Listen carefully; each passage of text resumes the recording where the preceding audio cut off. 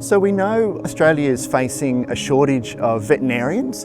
This critical skill gap is affecting the level of care that we can provide to our communities, to our animals and to our wildlife. Byron Bay Wildlife Hospital have established themselves as a critical part of this region and importantly as part of our national response to the challenges wildlife are being faced with every single day.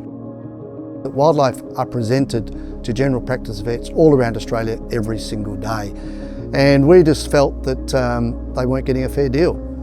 What generally happens is boxes turn up, they get put out the back in a veterinary clinic. At the end of the day, the vets or vet nurses will look at it and determine whether the animal makes it through the night or was put to sleep on the spot.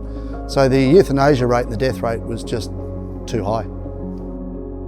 We do everything from triage to treatment to surgery to rehabilitation. It is our aim to get the animals back out into the wild where they belong. For us, as a teaching group, this is an authentic veterinary workplace where we will work with the veterinarians and veterinary staff who service this facility, work with them to train, teach our students. These authentic work environments are what we plan to introduce during every year, during every opportunity, but certainly in every year of our 2 veterinary courses.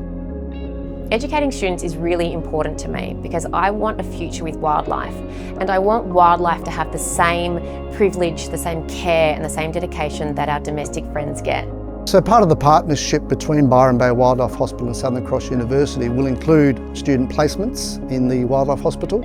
So those students are going to be the only ones in Australia that will get hands-on experience in a wildlife hospital with wildlife. The demand for knowledge and experience with wildlife is huge, and we're going to work with Southern Cross University to meet that demand. It's estimated right now in Australia that we're probably 1,500 vets short. As far as wildlife goes, we're going to be popping out wildlife trained vets. The regional veterinary practices in particular are finding it hard to recruit and retain veterinary staff. The labour shortage is more acute in the regions. I would always highly recommend the degree and the university to anyone looking. It's been amazing and the people are amazing.